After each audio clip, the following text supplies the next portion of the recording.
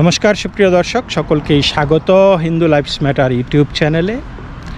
দর্শক, সম্প্রতি ভারতের লোকসভায় বিষ্ণুপুর থেকে, পশ্চিমবঙ্গের বিষ্ণুপুর থেকে নির্বাচিত সাংসদ সৌমিত্র খা, বিজেপির নেতা, তিনি সংসদে একটি ভাষণে বলেছেন যে আগামী 10 বছরে পশ্চিমবঙ্গ ইসলামিক প্রজাতন্ত্রে পরিণত হবে এবং সেইখানকার মানুষ এই যে 1000 টাকার লক্ষ্মীর ভাণ্ডারের লোভে ভোট দিয়ে দেখা যাবে যে পরবর্তীতে তাদের দেশটাই বাংলাদেশের সাথে মিশে গেছে।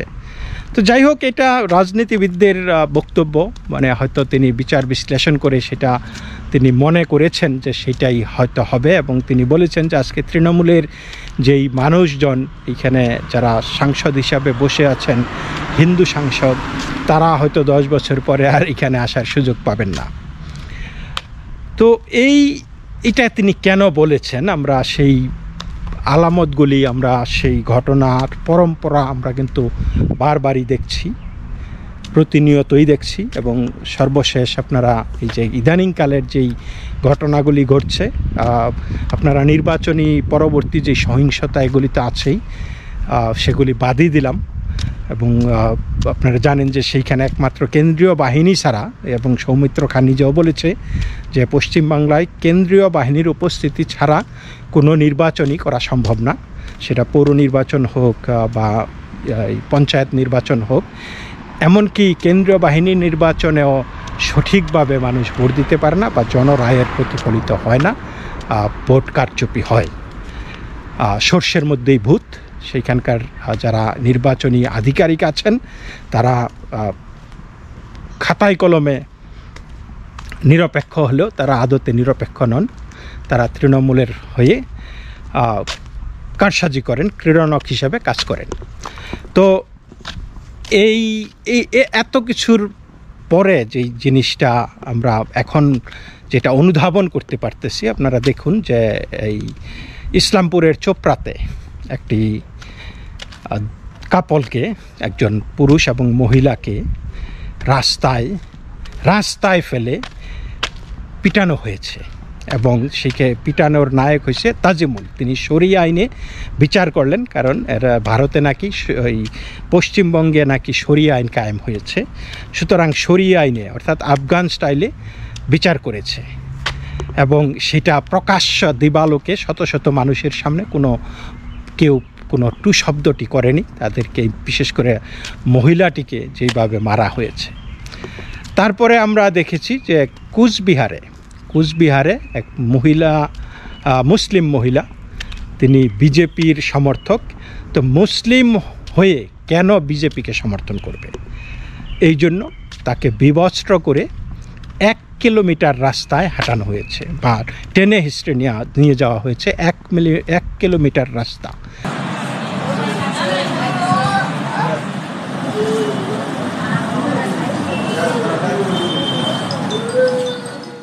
মানে মাইলুটি মোর্চা সংগঠনের সেই সদস্য একজন, হ্যাঁ, ওইটা করছে দেখি, ওই জন্য মানে আমার যখন হারিয়েছে এই নিয়ে মানে ওর ওগুলো রাগ, ওই বাড়ি থেকে বেড়াতে যায় না, ওই দেখি পার্কটা দেখতে রাস্তা দেখছে, তাদের 500 মিটার দূরে ওখানে মানে ওই মানে পুরুষে মহিলা মানে 8-10 জন 12 জন আর নানার মতো বিয়োগ করছে, হরিয়ানায় ওইভাবে ছেঁচড়ে বাড়ির কাছে আনিয়ে তখন আমার বাড়িতে ফেলে দিচ্ছে, তো তাকে হাসপাতালে জেনে করে থানায়। তো তার মানে তারা এমন প্রবল প্রতিপত্তিশালী যে একটা এলাকায়, একটা কেন্দ্রে যদি আপনার 1 লক্ষ আসনের লিড দেয় যেই নেতা, তাকে তৃণমূল কেন ধরবে, তার বিরুদ্ধে কেন যাবে, সেই সাহস কেন বা পুলিশ দেখাবে? কারণ সেই লিডটা যদি মানে নাই হয়ে যায় তাহলে তৃণমূল সেখানে হারবে। সুতরাং তৃণমূলের সুপ্রিমো, তৃণমূলের পুলিশ, তারা সেই গুন্ডাকে তো ধরবে না। তো এই জিনিসগুলির মাঝখানেই হঠাৎ করে একটি ভিডিও ভাইরাল হয়েছে। ফিরহাদ হাকিম, কলকাতা পৌরসভার মেয়র ফিরহাদ হাকিমের একটি বক্তব্য। তিনি বলেছেন, বিধর্মীদের দুর্ভাগ্য, তারা মুসলিম ঘরে জন্মায়নি, তাদেরকে দাওয়াত দিয়ে আনতে হবে। আমি যখন দেখব সবাই টুপি পরে বসে, তখন কি যে ভালো লাগবে। আমরা নিজেরা মুসলিম ঘরে জন্মেছি, মুসলমান ঘরে বড় হয়েছি, আমাদের নামাজ আদব কায়দা সব আমাদের বেশিরভাগই মানুষের জানা। কিন্তু যারা দুর্ভাগ্য নিয়ে জন্মেছে, যারা ইসলাম নিয়ে জন্মায়নি, তাদেরও দাওয়াতে ইসলাম অর্থাৎ ইসলামের দাওয়াত দিয়ে তাদের মধ্যে নিয়ত ঈমান নিয়ে আসলে এটা আল্লাহ তাআলাকে খুশি করা হবে। এবং একজনকেও যদি আমরা ঈমান দিতে পারি, তাহলে আমাদের জান্নাতের পথ একেবারে সুরক্ষিত হয়ে যাবে। যদি একজনকেও আমরা ঈমানের দিকে নিয়ে আসতে পারি, তাহলে সত্যিকারের ইসলাম ধর্মের শুদ্ধি হবে এবং সেটা বিস্তারিত হবে। কত ভালো লাগে, কত নিজেদের শক্তিশালী মনে হয় যখন সবাই টুপি পরে এখানে বসে আছেন, হাজার হাজার মানুষ বসে আছে, তখন মনে হয় ইসলামের ঐক্য একটা জায়গায় আছে যেখানে আমাদের কেউ কোনোদিন দাবাতে পারবে না। ইনশাআল্লাহ, ইনশাআল্লাহ। আল্লাহু আকবার, আল্লাহু আকবার, আল্লাহু আকবার, আল্লাহু আকবার। তারা বুঝতে পেরেছেন যে হিন্দুদেরকে এই ভারতবর্ষে থেকে একটা পৌরসভার মেয়র, জনপ্রতিনিধি, তিনি বলছেন বিধর্মীদের দুর্ভাগ্য যে তারা মুসলিম ঘরে জন্মায়নি এবং তাদেরকে দাওয়াত দিয়ে আনতে হবে। তো মুসলিম ঘরে জন্মায়নি এটা তাই বলে তাদের দুর্ভাগ্য হবে কেন? দুর্ভাগ্য তো এই মেয়রের, ফিরহাদ হাকিমের হওয়া উচিত যে তিনি অন্তত একটি দিনের জন্য হলেও জেলে গিয়েছিলেন। এইটা তো তার দুর্ভাগ্য হওয়া উচিত এবং এইটা ভারতবাসীর, পশ্চিমবঙ্গবাসীর দুর্ভাগ্য হওয়া উচিত যে এইরকম একটা ক্রিমিনাল জোচ্চুর একজন নেতাকে তারা পৌরসভার মেয়র হিসাবে বেছে নিয়েছে। এটা সবার দুর্ভাগ্য হওয়া উচিত। যেই ব্যক্তি অন্তত একদিনের জন্য হলেও জেল খেটেছেন, সে আজকে এই বড় বড় কথা বলতে পারে।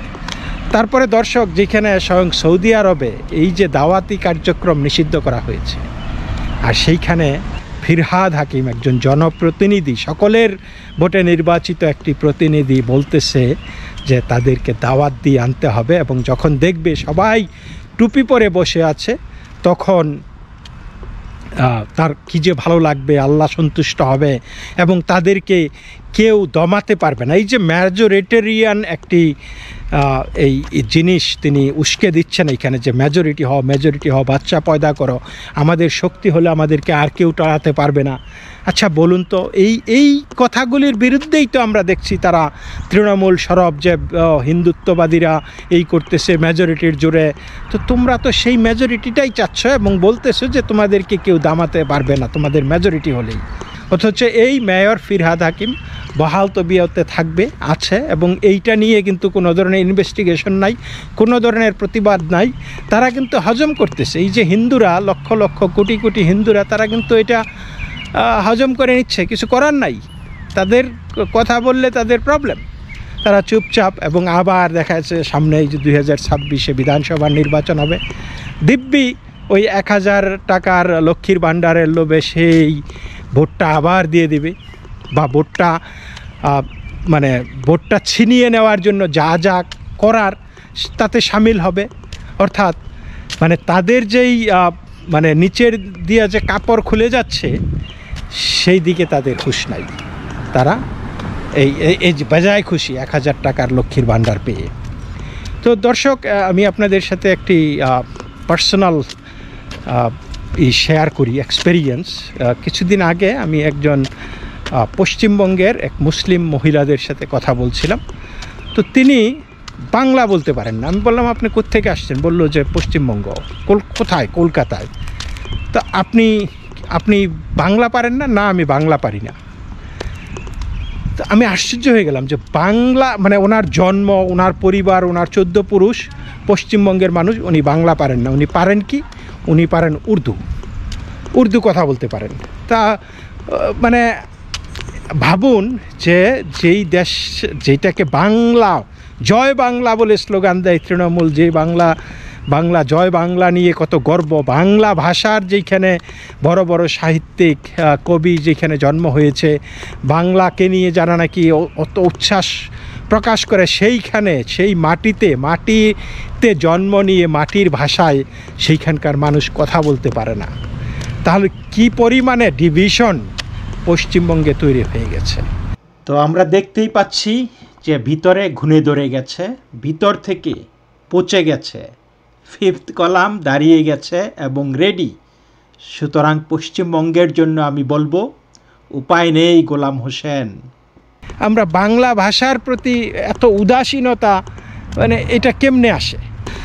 এই জিনিসটা দেখে আমি একেবারে হতভম্ব হয়ে গেছিলাম যে এরকমও আছে যে পশ্চিমবঙ্গে তার বাপ দাদা মানে 14 গোষ্ঠী পূর্বপুরুষ, কয়েক পুরুষ পশ্চিমবঙ্গের থাকার পরেও তারা বাংলা ভাষায় কথা বলতে পারে না। এরকম কি হয় নাকি কোনো দেশে?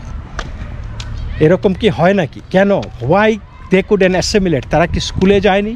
তারা কি ইউনিভার্সিটিতে যায়নি? তারা কি তাদের বন্ধুবান্ধব কি নাই যারা নাকি মানে বাংলায় কথা বলতে পারে? মানে বিষয়টাই আমার কাছে খুব বোধগম্য না, এবং আমি হয়তো এটা কেউ আমাকে বললে আমি বিশ্বাস করতাম না, কিন্তু আমি নিজের এক্সপেরিয়েন্সকে তো অবিশ্বাস করতে পারি না, কারণ এটা আমার সামনে ঘটেছে, আমি দেখেছি, আমি তাকে জিজ্ঞেস করেছি, এবং এই বিষয়ে তার কোনো অনুশোচনাও নাই যে বলছে আমি পারি না, আমি কি করব। আমরা কেউ পারি না, আমরা সবাই উর্দুতে কথা বলি। এর আগে নির্বাচনের সময়, এই যে লোকসভা নির্বাচনের সময় মুর্শিদাবাদের এক বিধায়ক হুমায়ুন, তিনি কি দমবক্তি করেছেন আপনারা শুনেছেন, যে আমরা 70% মুসলমান, এখানে 30% হিন্দুকে মানে 2 ঘন্টার মধ্যে নাকি তিনি ভাগীরথীর মানে নদীতে ফেলে দিতে পারবেন। তো তারপরেও কিন্তু তিনি এখনও বিধায়ক আছে, তার বিরুদ্ধে এত বড় হুমকির পরেও কোনো ব্যবস্থা নেওয়া হয়নি, এবং সেইখানে তারাই জয়লাভ করেছে, মানুষ ভোট দিয়েছে। তো ভাবুন এবার যে পশ্চিমবঙ্গের থেকে যে আমরা যে একটা যেই সৌমিত্র খাঁ যেই বক্তব্যটা দিয়েছে সংসদে, আপনারা হয়তো সেই বক্তব্যটা শুনেছেন, এই এত কিছুর পরে সেই বক্তব্যটাকে কিন্তু মানে এই অমূলক বলা যায় না, এটা কিন্তু রেবেল রাউজিং বলা যায় না যে সে উস্কানি দেওয়ার চেষ্টা করেছে।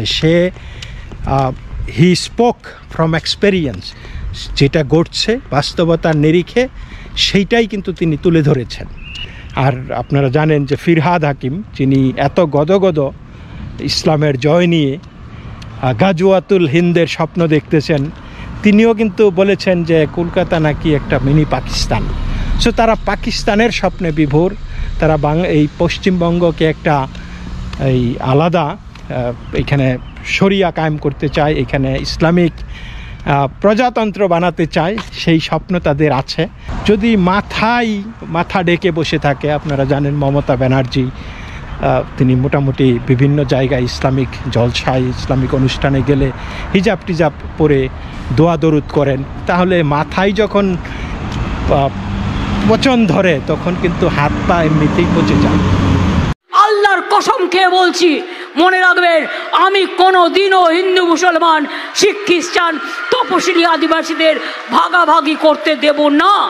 এখন প্রশ্ন হলো, তিনি আল্লাহকে কবুল করেছেন কিনা বা ইসলামকে কবুল করেছেন কিনা? তা না হলে তিনি তো আল্লাহর কসম খেতে পারেন না। এখানে কিন্তু তিনি যীশু খ্রিস্টের কসম খাননি, তিনি কিন্তু হিন্দুদের কোনো দেবদেবীর কসম খাননি, তিনি বৌদ্ধদের কোনো কিছু নিয়ে কসম খাননি, তিনি জৈনদের কোনো কসম খাননি, তিনি আল্লাহর কসম খেয়েছেন। আমার প্রশ্ন হলো, তিনি যদি মুসলমান ধর্ম গ্রহণ করে থাকেন তাহলে সেটা বলে ফেলুক, কিন্তু তাহলে আবার একজন মুসলমান ধর্ম যদি গ্রহণ করে থাকেন তিনি, তাহলে সেই মঞ্চে দাঁড়িয়ে চণ্ডী পাঠ, বিভিন্ন স্তোত্র পাঠ কেন? তাহলে সেইখানে কি ইসলামের অবমাননা হয় না? আর যদি তিনি হিন্দুই থেকে থাকেন, সেই ক্ষেত্রে একটা ধর্মকে, মুসলমানদেরকে সম্মান জানানোর জন্য তাকে কি আল্লাহর কসম খাওয়া খুবই জরুরি? তো দর্শক, এই পর্যন্তই। সকলেই ভালো থাকবেন। নমস্কার।